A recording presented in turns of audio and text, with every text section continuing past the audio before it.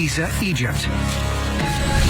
Here on the west bank of the Nile stands the oldest of the 7 wonders of the ancient world, the Great Pyramid. According to accepted history, the Great Pyramid was built around 2500 BC as a tomb for the pharaoh Khufu. However, the dating of the pyramid and its association with Khufu is based entirely on evidence discovered in May of 1837 by British explorer Richard Howard Weiss. Colonel Weiss basically used gunpowder to blast his way into a series of hidden chambers. And at the very topmost of these chambers, he allegedly found, painted onto the stone roof blocks there, the cartouche of King Khufu.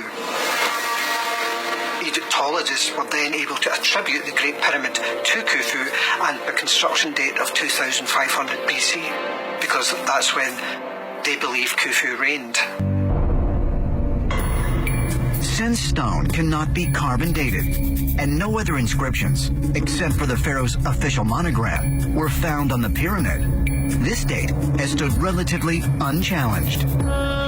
However, new evidence that has been found in Colonel Weiss's personal journal has researchers questioning his discovery. Some have even suggested that he may have forged the name of Khufu himself. In Weiss's private journal, which I managed to view a couple of years ago, we find contradictions in his private notes. He was desperate to find a cartouche. On this particular night, he writes, there was nothing in the chamber that looked like hieroglyphics. And then, in his published book 3 years later, he writes, we found the cartouche.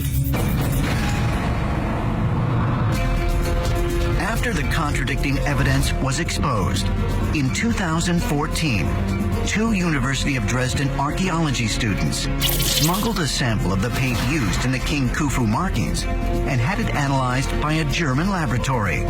The sample was too small for radiocarbon dating, but the technicians were able to determine something shocking. The pigment was not painted onto the original limestone blocks, but a later plaster repair. This finding suggests that the cartouche was not original to the pyramid construction, but added at a much later date. Colonel Weiss had spent nearly $1.3 million on his expedition to uncover truths about the Great Pyramid. Is it possible that in his desperation to find something, he did the unthinkable, that he may have forged the name of Khufu onto the chamber wall, thereby establishing an inaccurate date for the structure?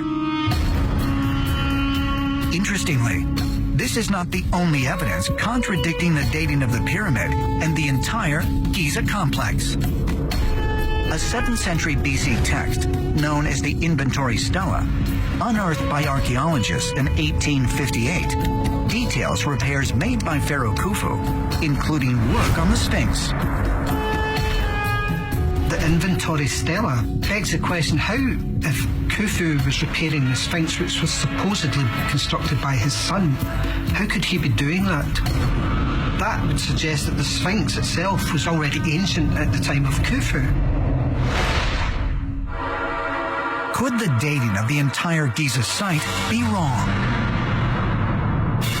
In 1992, Boston University geologist Robert Schoch created a stir among Egyptologists when he suggested that based on the evidence of water erosion at the Sphinx enclosure, he would date the site to approximately 10,500 BC.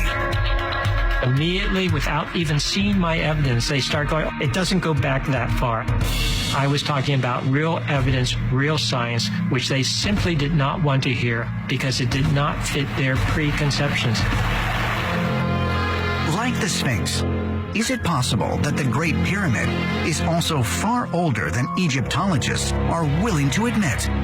But if so, just who built it?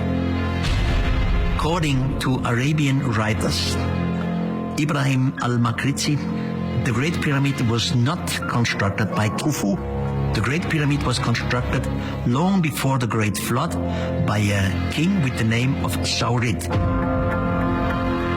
And then the old Arabian writers clearly say SAURID is the same figure which the Hebrew society calls Enoch.